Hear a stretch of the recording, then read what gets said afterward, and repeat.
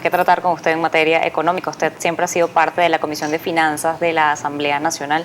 Queríamos hacerle varias consultas, pero quiero arrancar por la noticia del día de hoy, y es el racionamiento eléctrico que va a aplicar a partir del próximo lunes en el país, 4 horas diarias por 40 días.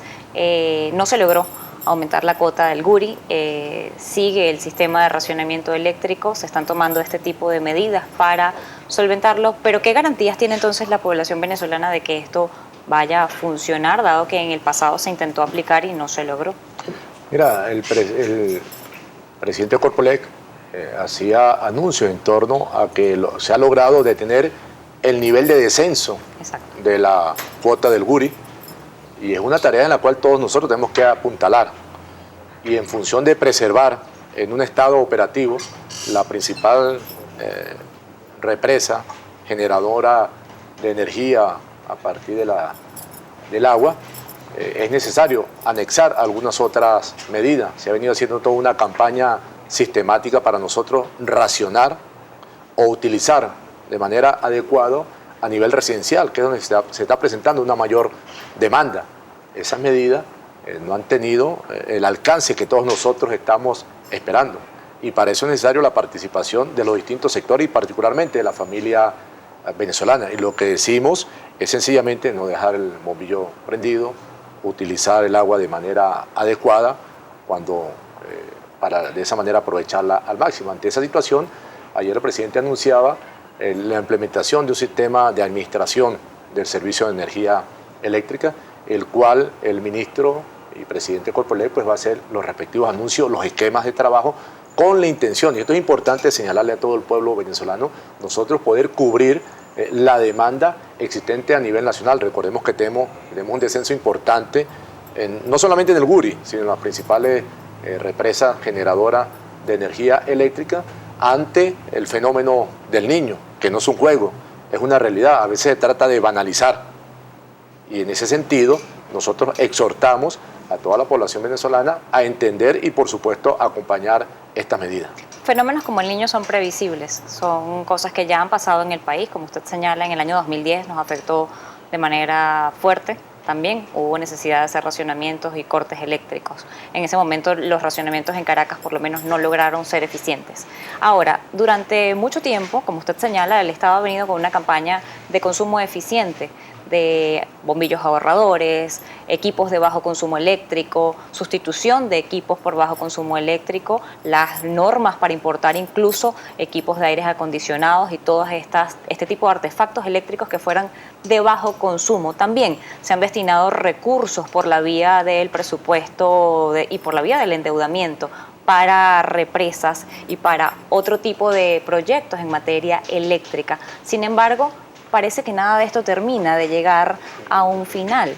Usted, como miembro de la Comisión de Finanzas de la Asamblea Nacional, que estuvo allí durante la discusión de todos estos proyectos, hay represas como Tocoma, hay otra cantidad de proyectos en materia de generación termoeléctrica a través que no lograron ponerse en marcha completamente. ¿Qué ha pasado allí? ¿Usted cree que ha sido parte de ineficiencia del Estado en la ejecución de estas obras? Guri da casi el 70% de la energía del país.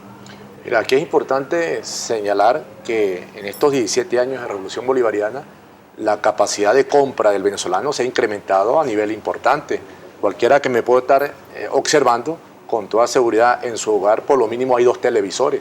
Ya cada quien tiene en su cuarto, en la cocina, en la sala, y asociado a los televisores hay otra serie de artefactos que hoy tiene acceso en su mayoría la población venezolana gracias a una política que nosotros hemos venido desarrollando. A su vez es importante señalar que nosotros hemos duplicado la capacidad generadora de megavatios a nivel del país, y hemos venido haciendo un cambio en la matriz de generación eléctrica, donde estaba en más de un 90%, cuando llegó la Revolución Bolivariana, puro hidroeléctrica. Nosotros hemos venido cambiando esa matriz, o hemos venido compartiendo con termoeléctrica. Tenemos Termozulia, con tanto la 1, la 2 como la del ciclo combinado. Asimismo, por ejemplo, en el caso de Mérida tenemos la Don Luis Zambrano. Hemos venido avanzando, que con toda seguridad falta acelerar el trabajo para que tengamos la suficiente demanda, o mejor dicho, generación de energía eléctrica y transmisión. Porque Pero recordemos que también nos conseguimos con un sistema desmantelado. Y eso no lo podemos nosotros dejar a un lado, porque es muy fácil decir ahorita, no tenemos la suficiente energía eléctrica. Antes lo teníamos, sí, pero antes la población no tenía el acceso que hoy día tiene gracias a políticas que ha venido desarrollando la Revolución Bolivariana para disfrutar de todos esos artefactos, equipos que de una u otra forma facilitan las tareas en el hogar. También hemos tenido, y es importante señalar, aunque la actual situación económica es complicada, nosotros hemos triplicado el Producto Interno Bruto del año 98 a esta fecha. Y si lo hemos triplicado es porque hemos ampliado la capacidad industrial y de producción a nivel nacional. Vuelvo a decirlo, tomando en consideración la actual coyuntura. Era aproximadamente 90.000 millones de dólares, hoy estamos por encima de los 350.000 millones de dólares. Usted señala un tema importante y es el tema político. La Asamblea Nacional está abarcando parte de la agenda política nacional en este momento. Ustedes como bancada oficialista, ¿qué propuestas han elevado ustedes en el Parlamento Nacional? Más allá de hacer la contraria a los proyectos que entrega la bancada opositora en este momento, temas como para enfrentar lo que usted señala, esta coyuntura económica que se suma a una coyuntura también en materia de servicios públicos en el país. Mira, nosotros no es que estemos en contra de lo que presente la bancada de la oposición, como tú lo indicas. Nosotros estamos en favor... que han hecho contra a varias de estas propuestas. Pero estamos en favor de propuestas que van a buscar la manera de seguir satisfaciendo y solventar problemas que tiene la población venezolana. Veamos un caso muy singular que se presentó comenzando el año y que tenemos que destacarlo, que fue el decreto de emergencia económica, donde se planteaba una serie de acciones tendientes a generar recursos a través de las economías presupuestarias para fortalecer el tema de acceso a la salud, a la educación, a la alimentación, a la vivienda. ¿Y cuál fue la respuesta de la derecha? Negarse. Y ahí nosotros no es que nos estamos oponiendo a ellos, no, estamos apoyando una propuesta que presenta el presidente de la República con la intención de solventar una situación coyuntural inducida precisamente por estos sectores. Y no me canso de señalarlo, y vemos cómo lamentablemente la Asamblea Nacional, en su mayoría, llevada por diputados y diputadas de la contrarrevolución, pues lo que se ha convertido en una especie de obstáculo para las distintas propuestas que presenta el Ejecutivo Nacional. Y se entiende, porque llegaron cabalgando sobre una guerra económica y le impulsaron, y eso le dio un resultado electoral. Ahora, nosotros más allá de oponernos, y nos vamos a oponer siempre cuando se intente despojar al pueblo de los beneficios que ha obtenido. Por ejemplo, se aprobó hace 15 días la ley de titularidad de viviendas, entre comillas, un título atractivo, manipulador, cuando se quiere hacer ver que era para darle la propiedad privada a los beneficiarios de la Gran Misión Vivienda Venezuela. Y digo que es manipulador porque ya el presidente de la República, Hugo Chávez, en el año 2011 decretó con rango, valor y fuerza, bajo una ley habilitante, la ley de régimen de propiedad de la Gran Misión Vivienda Venezuela. Y en el artículo número 4 estaba tranquilamente expresado lo que era la propiedad de acuerdo al artículo número 82. Ahora, ¿cuál era la esencia de esa ley? La esencia de esa ley es liberar los precios de los terrenos para congraciarse con los terratenientes urbanos. Entonces se van a encarecer y vamos a someter nuevamente a la gente de bajos recursos a lanzarla a la quebrada. Hoy plantean una ley de fortalecimiento de la producción nacional, entre comillas. Cuando tú revisas el contenido de la ley, lo que establece es un proceso de privatización de también empresas, establece un proceso de empresas nacionales, garantías y de procesos para poder obtener, hacer más rentable o más fácil la posibilidad de generar negocios en el país, que es lo que se necesita. No, pero es que esas acciones ya las venimos desarrollando nosotros. El presidente instaló el Consejo Nacional de Economía Productiva, está establecido 15 meses de trabajo. Pero la mayoría de las personas que integran ese motor y el Consejo de Economía Productiva dicen que en este momento no hay respuestas. Se han presentado, se han hablado efectivamente, hemos avanzado, pero no hay respuestas, no hay soluciones. Tal vez no tengamos la capacidad de respuesta en su momento para todas las exigencias, pero es indudable, por ejemplo, la flexibilización de los procesos de exportación han disminuido. El presidente tomó unas medidas de todo aquel dólar que ingresa, ya no iría a tasa preferencial, o en su caso cuando estaba el CK 1 ya va a la tasa decimal y que actualmente está por encima de los 350 bolívares. No, hemos venido consiguiendo respuesta. Entonces, en esa ley de propiedad, claro, pero para poder exportar hay que producir. Claro, por eso. Pero tenemos algunas empresas con fortaleza competitiva, comparativa, y tienen la posibilidad de exportar. Yo te estoy colocando un ejemplo para efecto de que tú veas que sí se genera resultado. Que queremos una respuesta más inmediata, por supuesto, eso también lo desea el gobierno nacional, pero vemos cómo, mientras que el presidente de la República genera todo este tipo de acciones, evidentemente desde la Asamblea Nacional lo que se le trata es de cercar, lo que se le trata es de obstaculizar con la intención de que no se pueda superar la actual situación económica. Nosotros lo hemos planteado y en el día de ayer lo decíamos. Si el Parlamento ya las también elecciones es parte, pasaron, ya las elecciones pasaron. Le quiero consultar algo. Si el Parlamento también es parte de este gobierno, aunque no sea parte de la coalición que está a favor del Ejecutivo Nacional o del partido de gobierno, ¿no deberían tratar de gobernar en conjunto más en un momento de coyuntura económica para que un decreto de emergencia sí se pueden tomar medidas a través del Parlamento Nacional? Usted está hablando en este momento de la exoneración de alguna cantidad de trámites y de pasos para las exportaciones en este momento en el país. Eso es importante y eso es necesario porque Venezuela hoy solamente obtiene ingresos en divisas prácticamente única y exclusivamente por ingreso petrolero.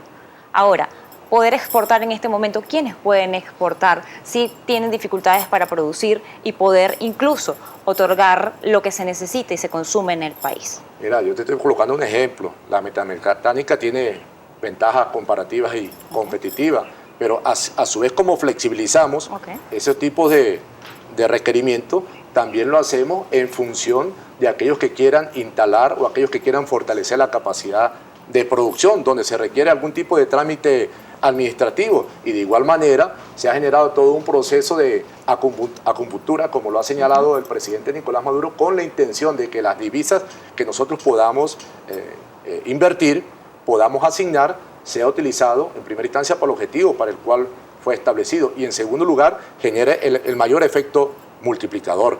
En ese sentido, ¿verdad? Y aprovecho el espacio, porque tenemos que no solamente acompañar, porque es el camino correcto, las orientaciones que ha venido dando el presidente de la República, donde de manera complementaria ha tomado otras medidas y donde tenemos que potenciar los 15 motores, pero básicamente ahorita orientarnos hacia el tema agroalimentario y el tema de la salud. Desde el Parlamento Nacional, ¿qué cree usted que podría proponerse en este momento para tratar de avanzar en coyunturas y en estos cuellos de botella que se han presentado? Ustedes desde la bancada del PSUV, ¿qué proponen?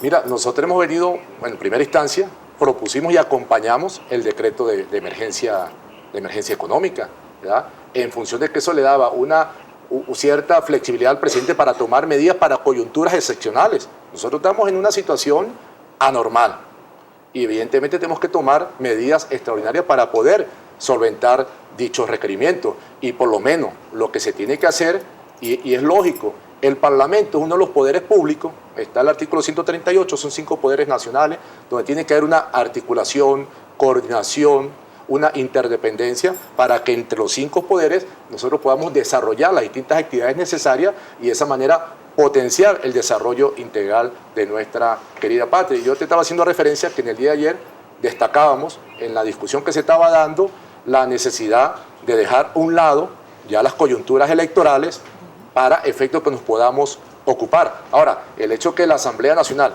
quiera entorpecer el trabajo del Ejecutivo, eso no nos va a parar a nosotros para buscar la manera y la forma de superar la actual situación económica. ¿Cree usted que desde el Parlamento Nacional deben hacer énfasis en una mejor ejecución del presupuesto nacional?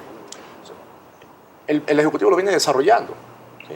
Y viene optimizando la utilización de esos recursos. Vea el actual escenario que tenemos, un descenso importante que usted muy bien le da seguimiento de los ingresos petroleros.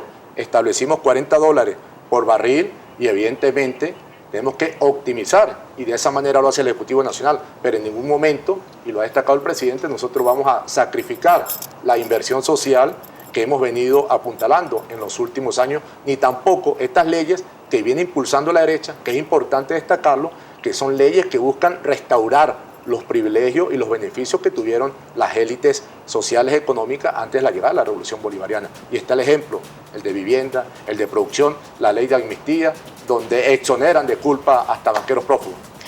Ya no tenemos que ir, ya empezó a sonar la música, pero quiero preguntarle al final, ¿está Venezuela en una crisis económica? Venezuela está pasando una situación difícil, complicada en el área económica y la vamos a superar con la participación de todos los factores, inclusive de aquellos que utilizan la misma, van en contra de la familia venezolana para tratar de sacar algún tipo de resultado electoral. Muchas gracias por habernos acompañado la tarde de hoy aquí en Noticias Globovisión Economía. Usted es una de las pocas personas que siempre nos acompaña y colabora con nosotros a explicarle cosas a la población. Se lo agradezco. Era Ramón Lobo, diputado de la Asamblea Nacional por el Partido Socialista Unido de Venezuela.